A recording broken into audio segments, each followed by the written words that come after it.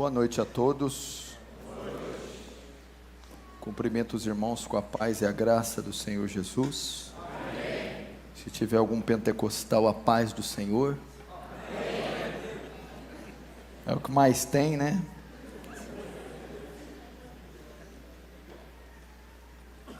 Irmãos, novamente é uma honra e um privilégio estar aqui com vocês. Eu tenho aprendido a cada dia que venho aqui a amar essa igreja, amar essa cidade e amar vocês que sempre têm estado presentes aqui no Conexão e nos demais cultos que a Igreja Presbiteriana de Pinheiros, ela oferece. Que Deus possa usar esse local, essa igreja, para quem sabe um grande avivamento nessa cidade. Um avivamento bíblico produzido pela exposição da palavra e pelo poder do Espírito Santo. Abra comigo o Santo Livro na primeira carta de Paulo aos Coríntios.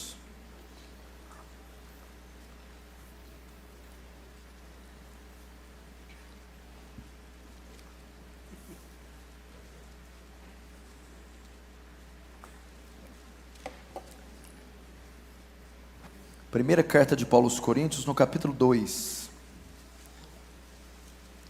verso 1 diz assim, 1 Coríntios 2, 1, Eu, irmãos, quando fui ter convosco, anunciando-vos o testemunho de Deus, não o fiz com ostentação de linguagem ou de sabedoria, porque decidi nada saber entre vós, senão a Jesus Cristo e este crucificado. Deixa aberto aí, fecha apenas os olhos, vamos orar mais uma vez. Pai Santo, nós nos humilhamos diante de Ti, Senhor, cônscios da nossa pequenez, da nossa insignificância, da nossa miserabilidade, diante da Sua glória e da Sua graça. Rogamos a Ti que use de misericórdia conosco mais essa vez, enviando-nos o Teu Espírito, derramando sobre nós Sua graça, gloriosa e abundante. Não nos deixa secos, frios e indiferentes, ante a Sua palavra e a Sua presença santa. Conduz esse culto, Senhor, ilumina aquela cruz bendita e dá a nós o significado e a profundidade do que ali aconteceu, para que o Seu reino avance, para que o Senhor receba glória para si, e nos conforme a imagem do Seu Filho, em nome de Jesus, amém.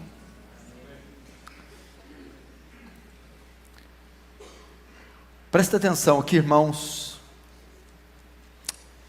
no que nós vamos ouvir aqui, essa noite. Eu quero falar com vocês essa noite sobre a cruz de Cristo. A cruz de Cristo, o coração do Evangelho, o coração da nossa fé, a razão da nossa fé. Eu gostaria que todos vocês prestassem muita atenção. Se dissermos que somos cristãos, como dizemos que somos, temos a obrigação de conhecer a fundo o significado da cruz de Cristo. E é notável, impressionante ver que a maioria dos cristãos são ignorantes quanto à cruz, quanto à obra que Deus realizou através do Seu Filho naquele madeiro. Conheci pessoas que estavam há 5, 6, 8, 10, há 15 anos em uma igreja e não sabiam, durante 15 anos, não sabiam porque Cristo havia morrido na cruz. Isso é um escândalo. Nós não podemos aceitar isso. Se esse é o coração do Evangelho, é onde se desdobra toda a nossa fé, e eu quero convidar você a conhecer a cruz de Cristo.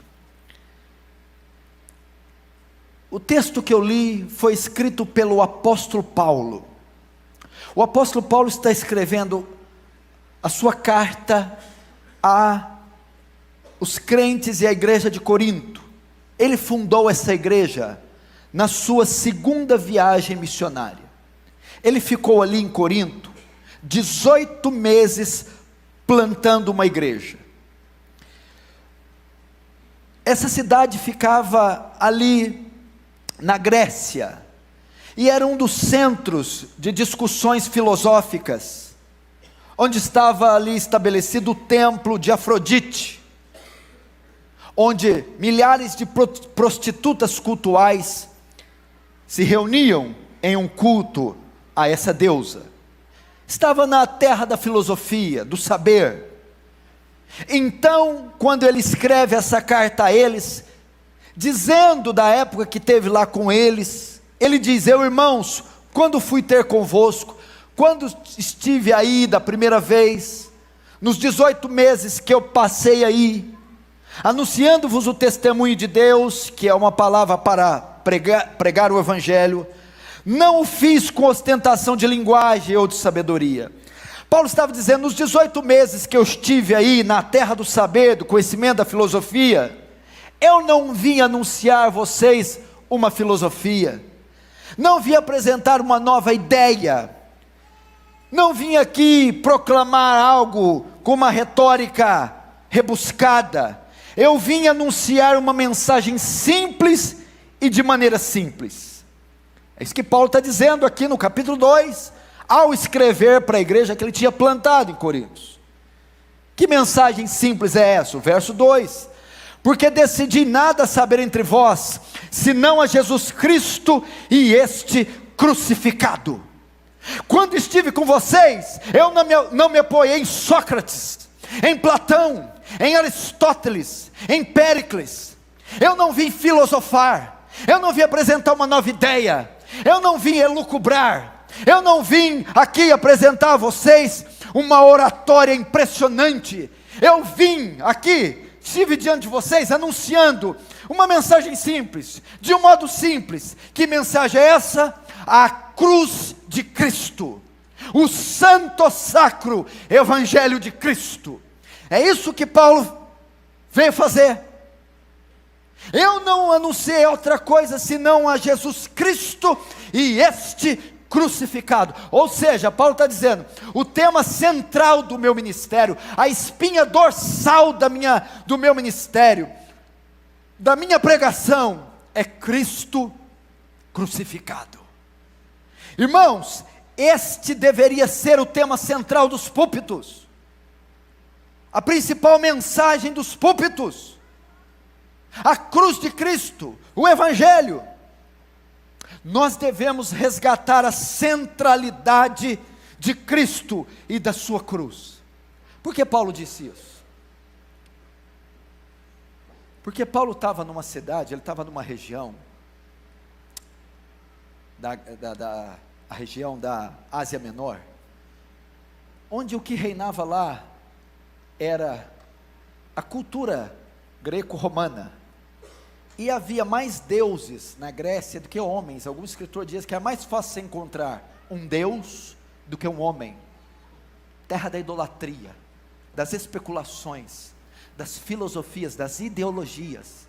E aquele povo todo estava imerso no engano, na idolatria e da filosofia grega. Sabe por que Paulo está dizendo isso?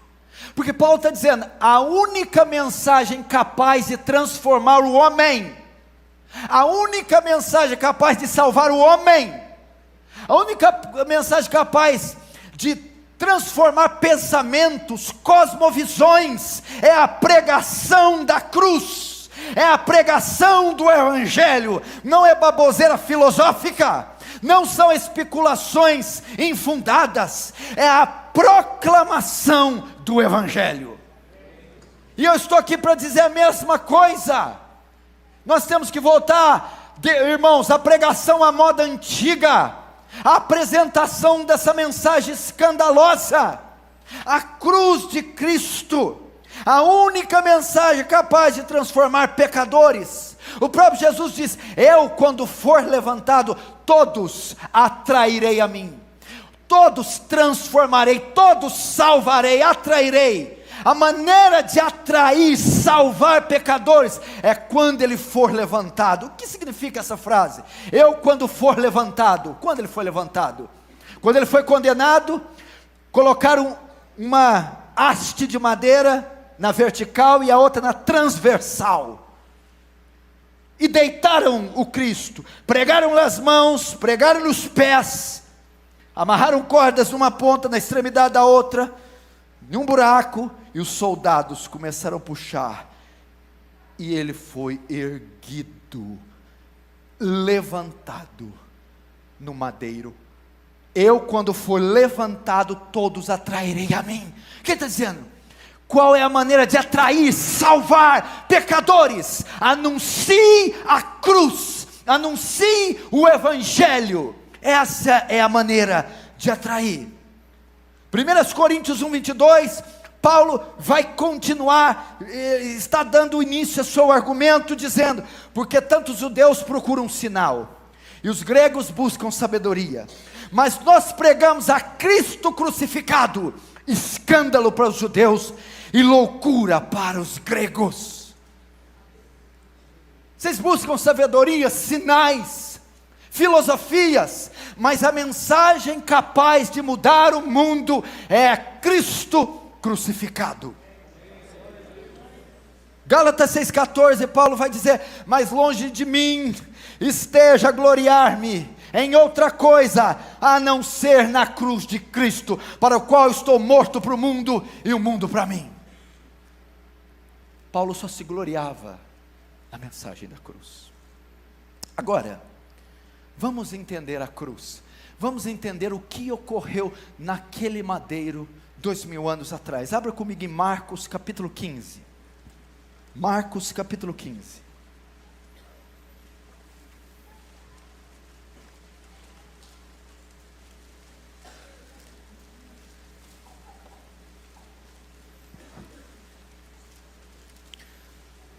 Marcos 15, verso 33 diz assim: chegando a hora sexta, houve trevas sobre toda a terra, até a hora nona.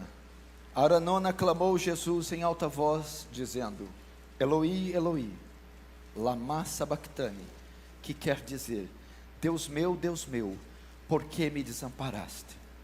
Presta atenção, olhe para cá. Diante de nós está o fato mais importante da história da humanidade. Eu vou repetir, preste bem atenção, porque nós somos o povo que mais desvaloriza a nossa fé. O muçulmano radical, ele está pronto para morrer por Maomé, para aquela religião, aquela doutrina, aquela verdade ridícula a qualquer momento. E nós muitas vezes diminuímos a grandeza do que aconteceu no universo, quando Cristo se encarnou, morreu, ressuscitou e foi assunto aos céus.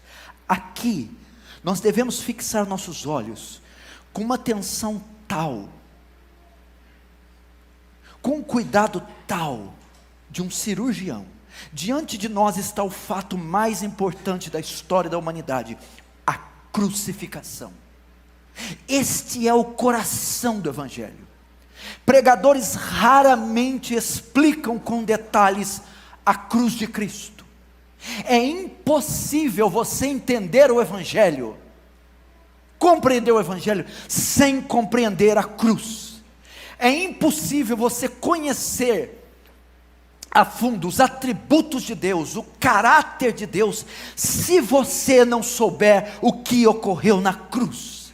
É impossível você conhecer a depravação humana, todos os nuances da queda do homem, se você não entender a cruz. É necessário conhecermos a cruz. Não basta pregar o Evangelho e falar da cruz dizendo que Jesus sofreu. Muitos já sofreram, Tantos já sofreram, homens já sofreram mais do que ele no Coliseu Romano, sobre a égide e a mão de ferro de Nero. Não adianta, isso não é pregar o evangelho, dizer que ele sofreu. Não adianta dizer que ele também morreu. Todos morrem, todos morrerão um dia. Não é suficiente para explicar a cruz. Como nós entendemos a cruz?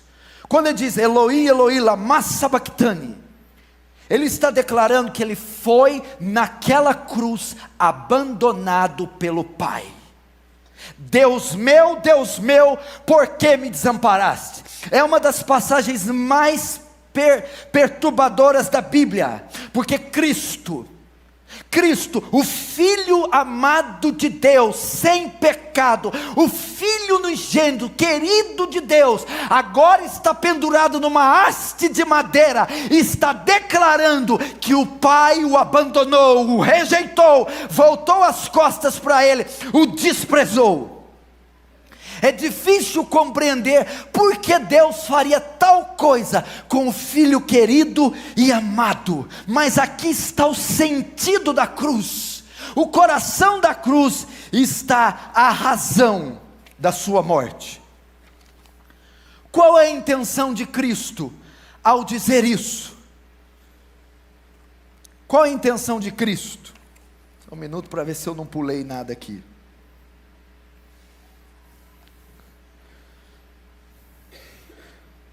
Pulei não, eu deletei. Agora a memória de Adão não lembra, né? Diz que a gente tem só 6% do cérebro. Eu precisava de 6,5 agora. É difícil notar, porque Cristo, porque Cristo diz tais palavras. Mas vamos lá. Ao citar essas palavras na cruz, note, quando ele diz, Eloi, Eloi, lama sabachthani, ele cita essa frase pregado na cruz, no alto do madeiro. Ao citar essas palavras, Cristo não está somente clamando a Deus, dizendo, Deus meu, por que me desamparaste? Como rabino que era, e um professor que era, ele estava direcionando os seus ouvintes, e posteriormente os seus leitores, a uma profecia messiânica, extraída do Salmo 22, o autor tinha a intenção clara, quando escreveu as palavras no original hebraico, e Jesus quando citou, tinha uma intenção clara, que todos que o ouvissem, e lessem, ficassem cientes do que estava acontecendo na cruz. Nos tempos da escritura hebraica, ela não era dividida por números igual agora. Quando um rabino queria direcionar os seus ouvintes para determinada porção das escrituras, ele o fazia citando os primeiros versículos. Jesus, como grande rabino, cita os primeiros versículos do Salmo 22. E o que é o Salmo 22? Uma profecia a respeito do sofrimento e da morte do Messias. Então quando Jesus diz Eloi, Eloi, lama sabachthani, ele está citando as primeiras frases do Salmo 22, porque ele está conduzindo os seus ouvintes a pensarem, o Salmo 22 está se cumprindo agora. A profecia da vinda, da morte do Messias, está se cumprindo agora, nesse momento. Vamos abrir no Salmo 22, para você ter uma ideia. Salmo 22.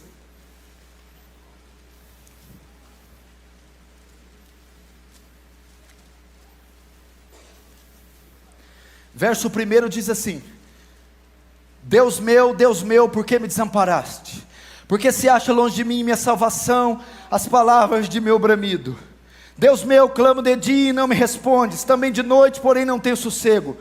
Contudo tu és santo, entronizado entre os louvores de Israel. Nossos pais confiaram em ti, confiaram e os livraste. A ti clamaram e se livraram. Confiaram em ti e não foram confundidos. Verso 6, mas eu sou verme e não homem, opróbrio dos homens e desprezado do povo. Preste atenção, olhe para cá. Neste salmo encontramos o significado da cruz, O coração da cruz. Agora você entendeu porque Jesus citava aquele texto? Porque o autor escreveu e registrou as palavras em hebraico, para que quem lesse e aqueles que o ouvissem naquele momento fossem direcionados por uma porção do Antigo Testamento, a profecia messiânica do Salmo 22, que o Messias deveria sofrer no alto daquela cruz.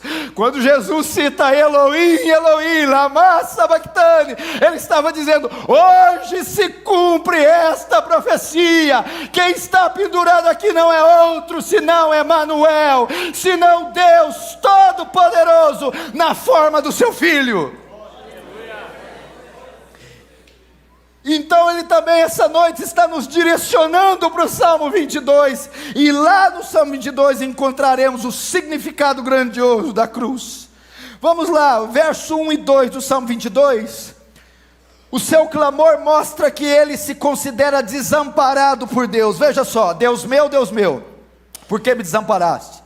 Porque se acham longe da minha salvação as palavras do meu bramido. Deus meu, clamo de dia e não me respondes, também de noite, porém não tenho sossego. Marcos, quando usa a palavra desamparado, usa o termo grego ekaleipo, e o salmista usa a palavra azab.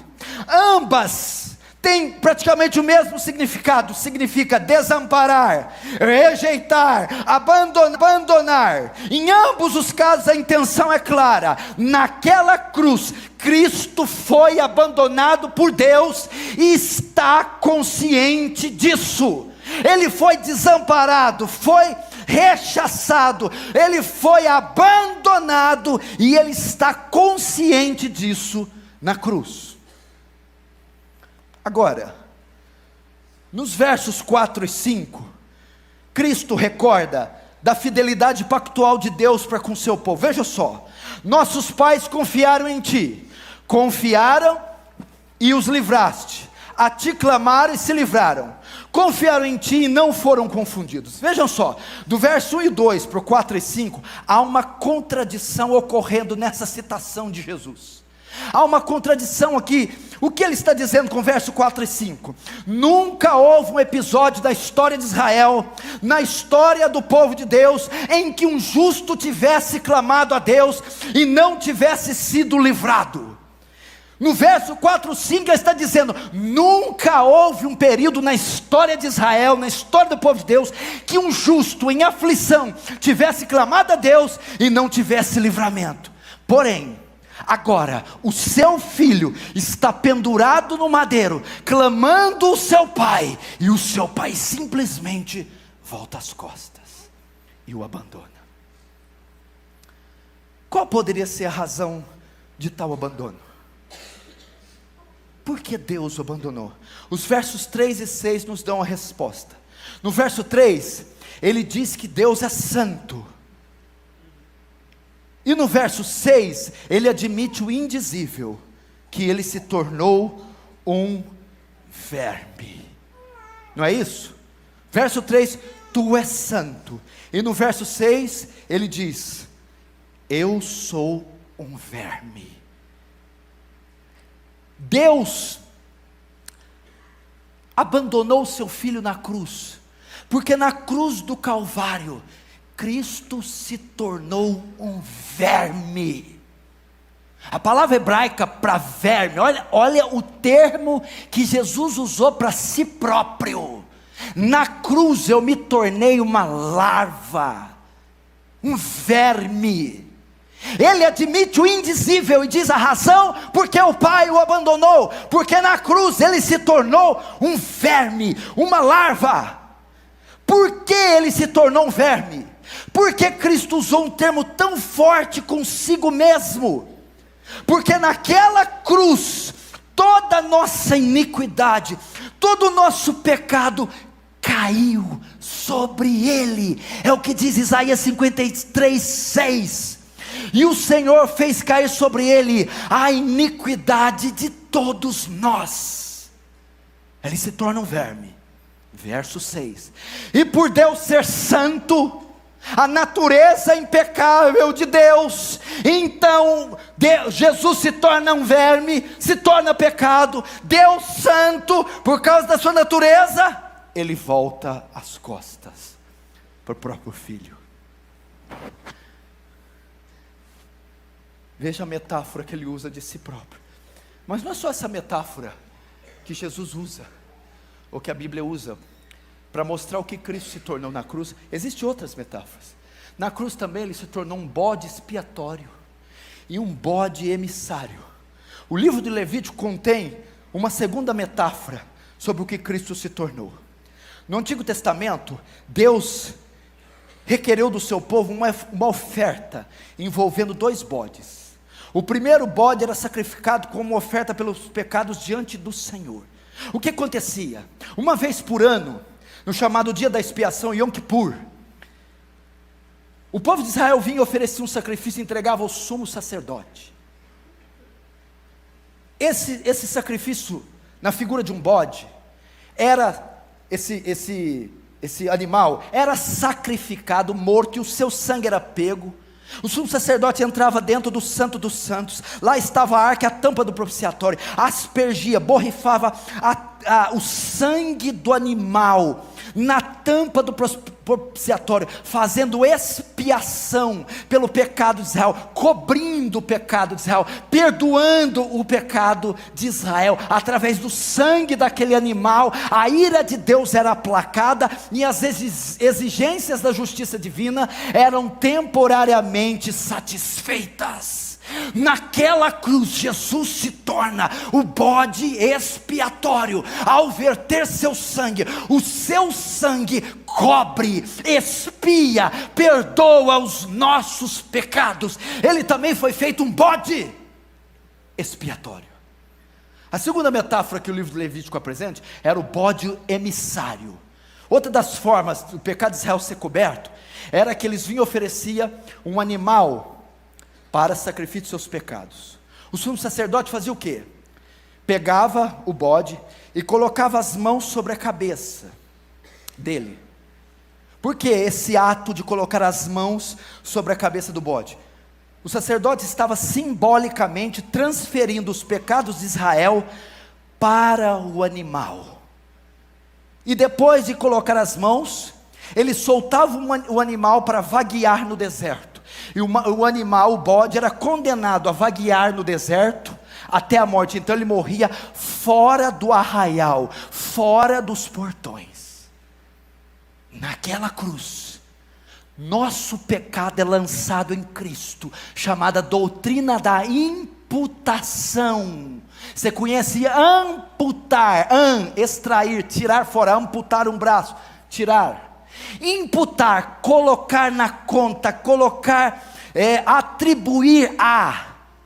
Na cruz, Deus atribuiu, imputou nossos pecados, transferiu para Jesus. E Jesus, como bode emissário, foi condenado a morrer fora dos portões de Jerusalém, no Monte do Calvário.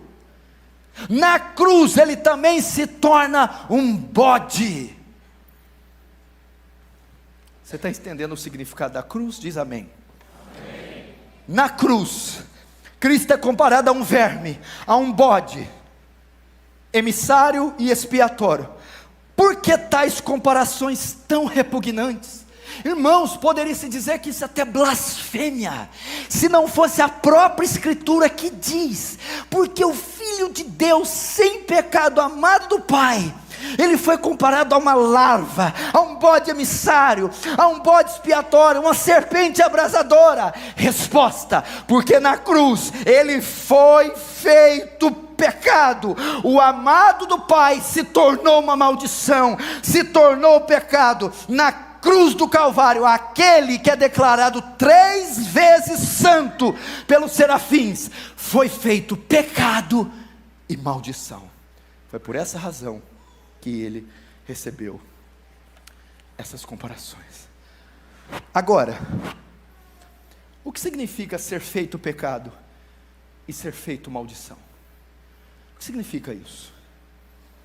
Primeiro, ser feito pecado Em sua segunda carta à igreja de Corinto, o apóstolo Paulo escreve no capítulo 5, 21, falando de Jesus: aquele que não conheceu o pecado, ele o fez pecado por nós, para que nele fôssemos feitos a justiça de Deus. Aqui está uma descrição, o que significa Cristo ter sido pecado.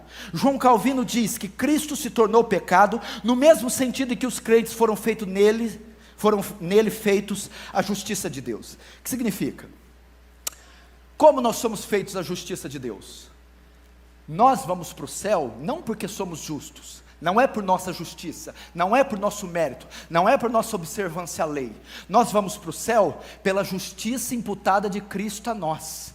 A justiça de outro nos confere o céu e nos dá direito ao céu. Cristo se fez pecado não porque Ele tenha pecado, não foi Ele que transgrediu, não foi. Cristo se tornou pecado porque o nosso pecado foi lançado sobre Ele.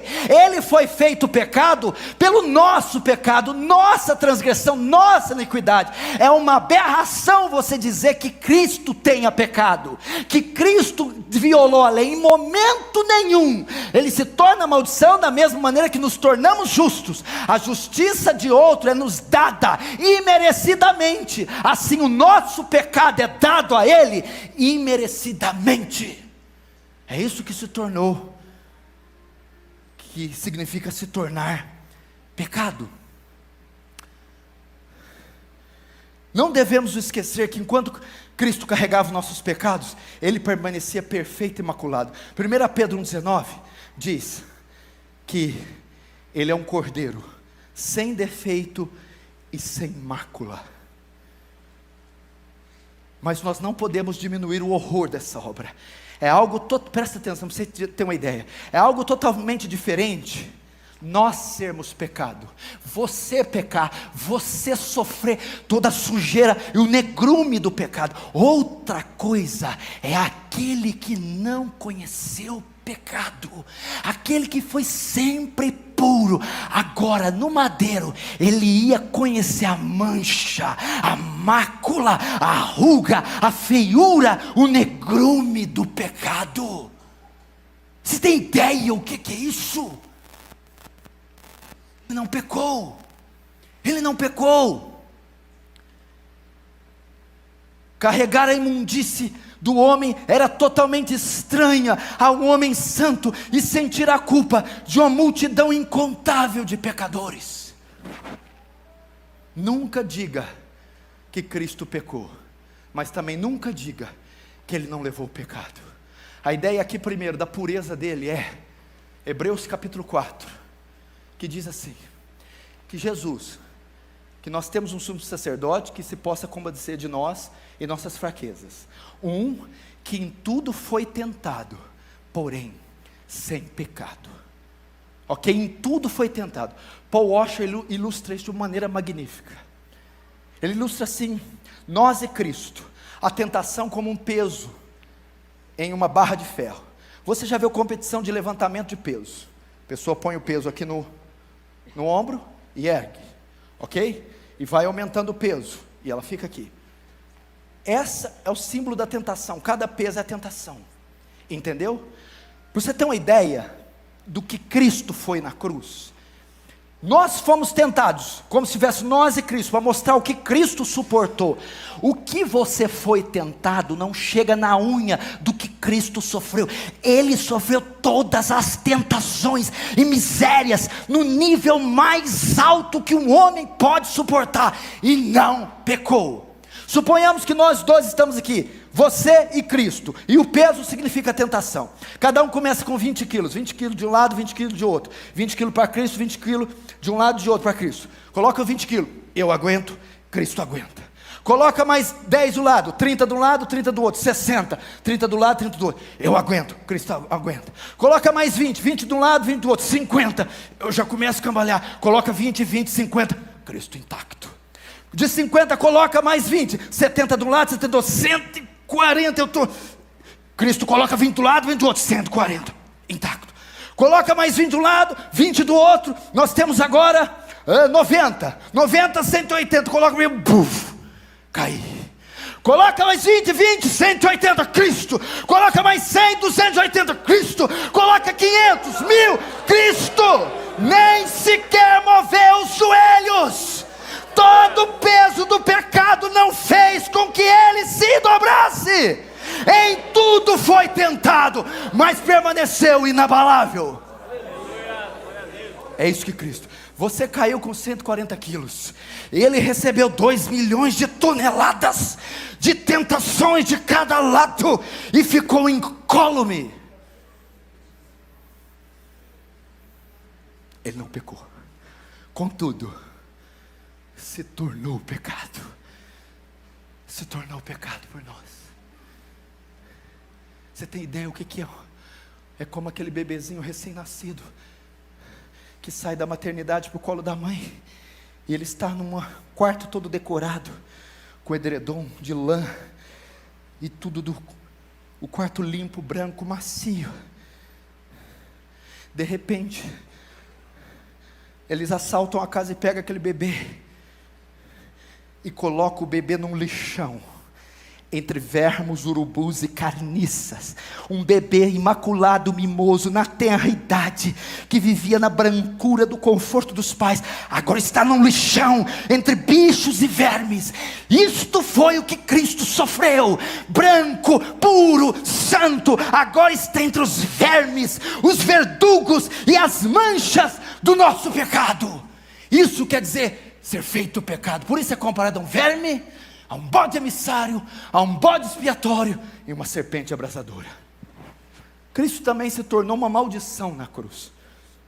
O que significa se tornar uma maldição? Veja só, Cristo ter se tornado pecado já é uma verdade tão terrível e quase incompreensível. Entretanto, o apóstolo Paulo vai mais longe no que aconteceu naquele madeiro. Ele vai mais fundo na humilhação de Cristo. E diz: Cristo na cruz não só se tornou pecado, mas se tornou uma maldição. As escrituras declaram, presta atenção, que toda a humanidade se encontra debaixo de maldição por ter violado os preceitos da lei. Toda a humanidade, é isso que Gálatas 3:10 diz, presta atenção. Todos quantos, pois, são das obras da lei, estão debaixo de maldição, pois está escrito: maldito todo aquele que não permanecer em todas as coisas escritas no livro da lei, para praticá-las. Todos os que são da lei, quem são? Os filhos de Adão.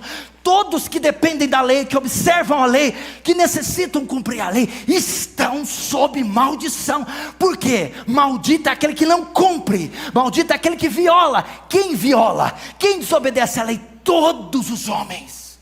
Então eles estão debaixo de maldição. A palavra maldição vem da palavra grega katara. Olha o que significa a palavra maldição: execração, imprecação, danação. A maldição é o antônimo, é o contrário de bênção divina, ou seja, situação de desgraça. Entendeu? Todo que está debaixo de maldição é um desgraçado, está em situação de desgraça. Presta atenção nesse comentário. Da perspectiva celeste, aqueles que quebram a lei de Deus são vis merecedores de todo desprezo. São um lote de desgraçados, justamente expostos à vingança divina e corretamente destinados à destruição eterna. Esse é o estado daqueles que quebram a lei. Esse é o estado daqueles que estão sob maldição. São desgraçados, malditos, e são um lote de maldição. Presta atenção. Ao substituir os homens naquela cruz, Cristo se torna pecado. E ao se fazer pecado, ele se torna um violador da lei. E ao se tornar um violador da lei, na cruz, ele se torna uma maldição. Gálatas 3:13, Cristo nos resgatou da maldição da lei, fazendo Ele próprio maldição em nosso lugar, porque está escrito: maldito todo aquele que for pendurado no madeiro. Cristo morreu aonde? Em um madeiro. Cristo se tornou uma imprecação, uma maldição, um objeto de desgraça na cruz. É isso que ele se tornou. Por isso o evangelho é um escândalo para os judeus. Os judeus não podiam tolerar que o Messias deles fosse pendurado no madeiro, como está em Deuteronômio 21, 23. Todo rabino judeu conhecia esse texto.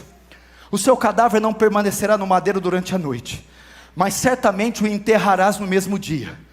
Isso aqui é um termo da lei mosaica. Porquanto o que for pendurado no madeiro é maldito de Deus. Como os judeus, como os rabinos podiam conceber que aquele homem era o Messias, se ele estava pregado em um madeiro e sendo objeto de maldição? Pois foi exatamente isso que aconteceu na cruz. Eles só não entenderam que era necessário assim fazer para redimir o seu povo. Richard Longenecker, falando a esse respeito, cita: porém os judeus falharam em ver que era uma maldição trocada, e que era necessário que Cristo se tornasse o que eles eram, para que pudesse redimi-los do que mereciam. Agora você está entendendo a cruz? Você acha que só adianta falar: Jesus te ama, Jesus morreu por você? Você não está explicando nada falando isso. Esse é o coração. Mas vamos entender um pouco mais a questão da maldição. Presta atenção. No Antigo Testamento, era comum os judeus frequentarem dois montes: o Monte Ebal e o Monte Gerizim. Israel se reunia e dividia-se em dois grupos. Um grupo subia até o Monte Ebal, e ali ele declarava as maldições de cima do Monte Ebal, que deveriam cair sobre todos aqueles que quebrassem a lei. Todos os que quebrassem a lei, ele subia no Monte Ebal e declarava as maldições que cairiam sobre eles. O outro grupo se dividia e subia no Monte Gerizim, onde eles declaravam todas as bênçãos que deveriam cair sobre aquele que cumprisse a lei. Ali nesses dois montes só existia duas categorias. No Monte Ebal tinha que estar todos aqueles que quebrassem a lei para receber as maldições. Quem são? Todos os homens, toda a raça humana. Romanos 3, 23. Todos pecaram e destituídos da glória de Deus estão. Lá estava Adão, Abel, Caim, lá estava eu, você. Todos deveriam estar lá, porque quebraram a lei. E no Monte Gerizim só podia estar quem obedecesse à lei. Um homem só, um só cumpriu toda a lei, foi obediente a tudo. Jesus Cristo é o único capaz de estar debaixo do Monte Gerizim e receber as bênçãos sobre aquele que obedecesse à lei. Glória a Deus. Não, agora é que você vai dar glória. Sabe o que aconteceu na cruz? Cristo trocou de lugar. Ele foi para debaixo do Monte Ebal e recebeu ali todas as maldições daquele que se faz pecado, e nos colocou debaixo do Monte Gerizim para receber toda a justiça dele imputada. Na cruz Cristo trocou de monte. Por isso ele está a dizer lá: Deus meu, por que me desamparaste? Vamos ver para você ter uma ideia o que foi se tornar maldição na cruz. Deuteronômio 28, 20 em diante, não precisa abrir, eu vou ler aqui de forma sortida. Você vai ver o que Cristo sofreu na cruz. O Senhor mandará sobre ti a maldição, a confusão e a ameaça em tudo quanto empreenderes, até que seja destruído e repentinamente pereças. Cristo recebe isso na cruz. Verso 21, o Senhor fará que a pestilência te pegue a ti, até que te consuma a terra a que passas possuí-la. Caiu sobre Cristo. O Senhor te ferirá com a tísica, a febre, a inflamação, e com calor ardente, a secura, e com crestamento e a ferrugem, e isto te perseguirá até que pereças. Foi derramado sobre Cristo na cruz. Verso 23, os teus céus sobre a tua cabeça serão de bronze, a terra debaixo de ti será de ferro. Verso 45, todas essas maldições virão sobre ti, e te perseguirão, e te alcançarão, até que sejas destruído. Essas maldições, algumas delas, caíram sobre o Filho de Deus na cruz. Isto significa tornar-se uma maldição. Quantos estão entendendo, diz amém. Amém.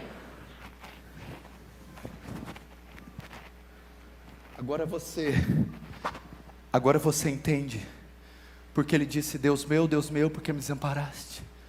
Agora você entende porque o Pai voltou as costas para o Filho que tanto ama.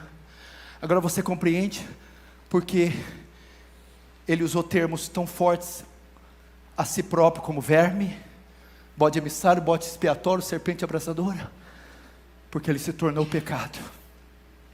Aquele que não conheceu o pecado, aquele bebê tenro, limpo, puro, se manchou com o pecado. Agora você entende porque ele se tornou uma maldição. Ele estava entre o lote dos desgraçados, e as maldições do Monte Ebal caíram sobre ele na cruz do Calvário. Olha para você ter uma ideia. Salmo 32:1 diz assim, escute: bem-aventurado aquele cuja iniquidade é perdoada e cujo pecado é coberto. Bem-aventurado, ok? Bem-aventurado, bendito é aquele que tem a iniquidade perdoada, o pecado coberto. Bem-aventurado o homem, bendito, a quem Deus não atribui iniquidade. O que é bem-aventurado? O oposto de maldito. Bem-aventurado é quem Deus perdoa. Na cruz, Deus não perdoou o pecado do Filho. Bem-aventurado é aquele cujo pecado é coberto. Na cruz o pecado não foi coberto, foi exposto. Bem-aventurado é aquele quem Deus não atribui iniquidade. Na cruz Deus atribuiu. Se o contrário de quem não atribui é bem-aventurado, bendito, se quem é coberto e quem não é atribuído é bendito, o contrário então, aquele que é atribuído, aquele que é exposto, aquele que não é perdoado, é maldito. Na cruz Cristo se fez uma maldição. Por essa razão o Filho de Deus tomou o nosso lugar, carregou os nossos pecados e foi desamparado por Deus. Terminou? Não terminou não. O que mais que temos pela frente? Presta atenção. Por ter assumido a nossa culpa, o nosso pecado, e ser feito a maldição, as demandas da justiça de Deus tinham que ser satisfeitas, porque Hebreus 2 disse: toda transgressão recebeu justo castigo. O pecado tem que ser pago. O pecado tem que ser pago e a justiça de Deus tem que ser satisfeita. Quando o nosso pecado é lançado em Cristo, Cristo se torna uma maldição, um pecado. Agora Ele tem que pagar pelos pecados que não são deles. A justiça de Deus precisa ser satisfeita. E ela vai ser satisfeita como? Presta atenção. No Getsemane, que foi a preliminar da cruz, Jesus Cristo ora 3 vezes em Lucas 22:42. Pai, se queres, passa de mim esse cálice, todavia não faça a minha vontade, mas a sua. A Bíblia diz que Jesus orou com tanta intensidade, que o seu suor foi como gotas de sangue. Nossa pergunta é: o que estava naquele cálice? O que estava naquele copo que fez ele orar daquela maneira, com tanta agonia, com tanta intensidade, a ponto de suar sangue? O que ele dizia? Pai, passa, afasta de mim esse cálice. Muitos dizem, Cristo estava prevendo o sofrimento que ele ia passar sob o chicote dos guardas romanos. Era isso que ele tinha como cálice que queria passar. Não. Muitos diziam, quando Cristo ora, apavorado no Getsemane, passa de mim esse cálice, ele estava querendo evitar os pregos, a coroa romana, o chicote, o sofrimento. Não era isso. Beira a heresia dizer que é isso. Porque você está se chamando o capitão da nossa salvação, o Rei dos Reis e Senhor dos Senhores, de um covarde, que estava tremendo de medo por causa do chicote. uma vez que homens e santos sofreram muito mais que ele, estilhaçados por feras do Coliseu Romano, sendo acesos em postes para incendiar os jardins de Nero. Não era isso que era o cálice que estava naquele copo. O que então estava lá? Jeremias e Salmos nos dão uma resposta. O que havia naquele cálice? Porque assim diz o Senhor, o Deus de Israel: toma da minha mão este cálice, o cálice do vinho da minha ira, e darás de beber dele a todas as nações, as quais eu te enviar, para que bebam, tremam e enlouqueçam por causa da espada que eu enviei para o meio delas. O que estava naquele cálice, que Jesus orou até suar sangue, era a violenta cólera, ira de Deus, e naquela cruz ele bebeu até a última gota do cálice da ira de Deus. Irmãos, em razão de tudo isso, desfazer verme, bode, pecado, maldição, Cristo sofre o aterrorizante abandono de Deus, e naquela cruz ele bebe o amargo cálice da ira de Deus. Meu irmão, ele morreu a morte sangrenta, somente assim a justiça divina poderia ser satisfeita.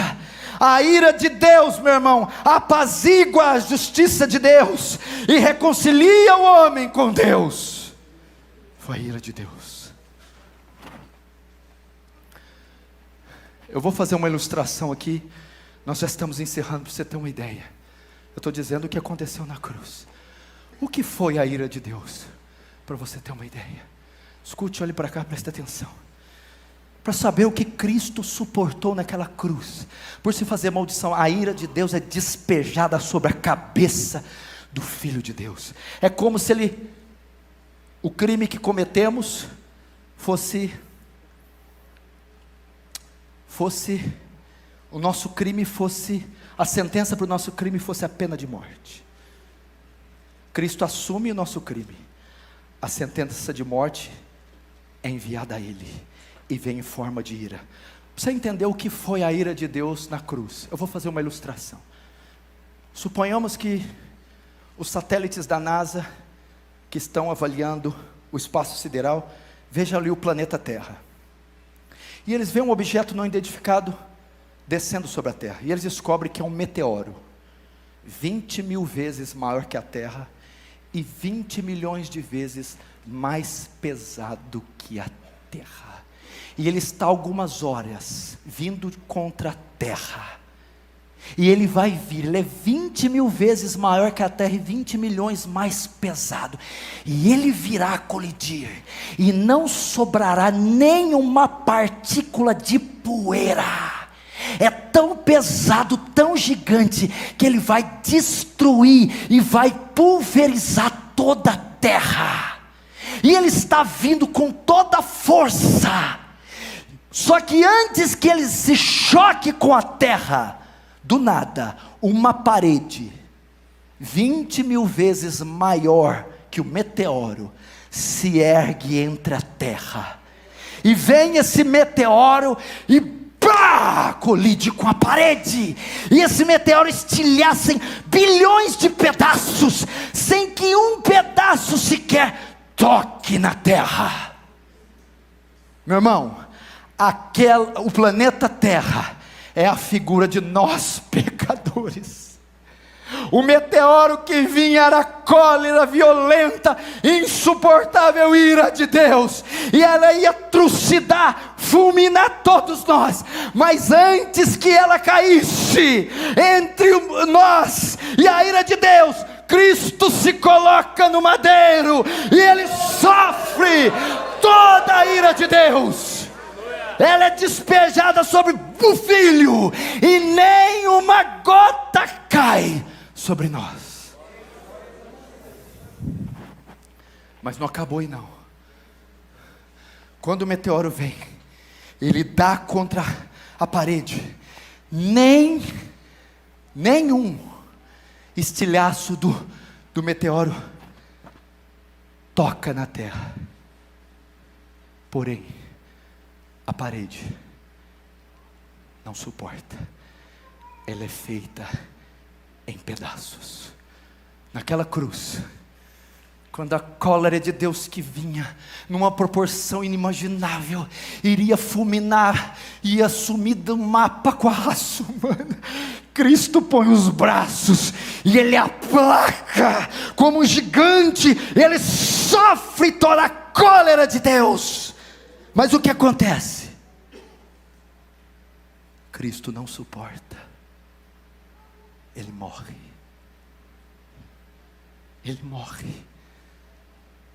E tendo dito isto, expirou. Jesus morreu. Morreu. Naquela cruz Ele morre. Ele doa a vida, Ele dá a vida. Ele morre. Sofrendo a ira de Deus, é executado como um bode, um animal, e morre em nosso lugar. Essa é a cruz de Cristo, meu irmão. Essa é a cruz de Cristo. Jesus Cristo morre. Foi isso que aconteceu naquele madeiro. Por mim. E por você. Cristo morreu. Aquele que não conheceu o pecado.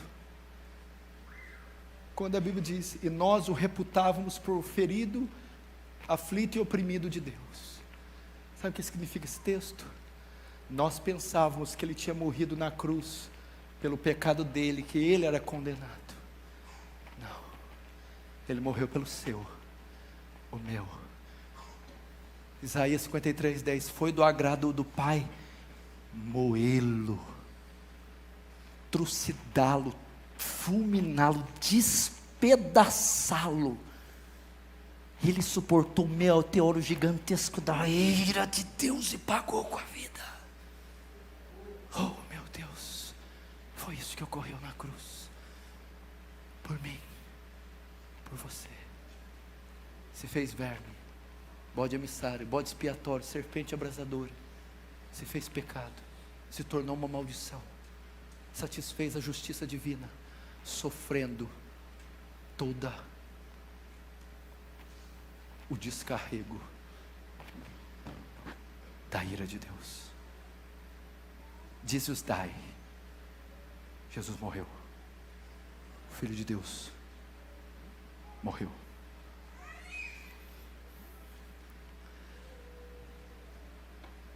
Só que a história não acaba aí. É um interlúdio. Se Cristo só tivesse morrido, ira aplacada, pagamento feito, não posso mais ir para o inferno, mas também não poderia ir para o céu. Não há mérito em você. O que aconteceu no terceiro dia? Ele estava preso, e Pedro usa ânsias da morte. Ele estava preso numa tumba, e a morte, com todos os seus tentáculos, abraçou e prendeu ele. 3 dias, todos os tentáculos da morte. Mas no terceiro dia Pedro diz, soltas as ânsias, solta as ânsias da morte, porque não era possível que por ela ele fosse detida. A pedra do sepulcro rola e ele ressurge dos mortos. Ele ressuscitou dos mortos. Para quê? Morreu por nossas transgressões. Romanos 4:25, mas ressuscitou para nossa justificação. Doutrina da dupla imputação. A justiça de Cristo é imputada sobre nós, e nós podemos herdar a vida eterna pelo mérito de outro, obra de outra, justiça de outra, a saber, Cristo Jesus, que foi por nós, foi em nós lançada. Essa é a cruz. Eu vou terminar, senão os irmãos não me convidam mais, com uma frase, um escrito de John Flavel. Leia todos os livros dele que você puder. É um dos puritanos mais piedosos que já existiu. John Flavel. Ele vai escrever aqui, vai contar uma história sobre a crucificação. Presta atenção. Um amado escritor puritano, John Flavel, certa vez escreveu um diálogo entre o pai e o filho com respeito à humanidade caída e ao grande preço que seria requerido para obter a nossa salvação. Ele ilustra de forma bela a verdadeira agonia da cruz, o amor do pai e do filho que os moveu a aceitá-la. Flavel escreveu assim, presta atenção. Aqui, você pode imaginar que o pai disse a Cristo, enquanto negociava por você. Agora o pai começa: Pai, meu filho, aqui está uma companhia de pobres almas miseráveis, que se desfizeram completamente, e agora estão vulneráveis à minha justiça. Filho, a justiça exige ser satisfeita em favor deles, ou se satisfará em ruína eterna, o que deverá ser feito em favor dessas almas? Assim Cristo responde, agora o filho: ó Pai, ó meu Pai, tal é meu amor e piedade por eles, que em vez de perecerem eternamente, eu me responsabilizarei por eles como fiador. Traze todas as tuas contas para que eu veja o quanto devem a ti, Senhor. Traga-as todas para que não haja nenhuma pendência, de minha mão tu as requererá. Prefiro escolher sofrer a ira que lhes pertence do que deixá-los sofrer. Sobre mim, meu Pai, sobre mim estejam todas as dívidas deles. Agora o Pai: mas meu filho, se te colocares no lugar deles, deverá considerar pagar até o último centavo, sem esperar batimentos. Se eu os poupar, não pouparei a ti. Agora o filho: compreendo, Pai, que assim o seja, cobra tudo da minha conta, sou capaz de esvaziá-la, e muito embora isso se revele uma espécie de aniquilação, embora possa empobrecer todas as minhas riquezas, esvazie todos os meus tesouros, ainda estou contente em realizá-lo. Foi isso que Jesus fez por você. Isso não merece um aplauso bem forte?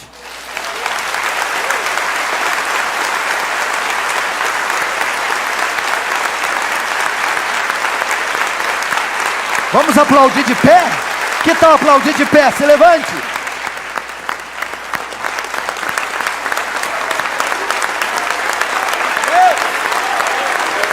A Cristo a honra, a Cristo a glória. Ele venceu. Ele ressuscitou, Ele venceu a morte, a maldição, o pecado, Ele sofreu a ira de Deus.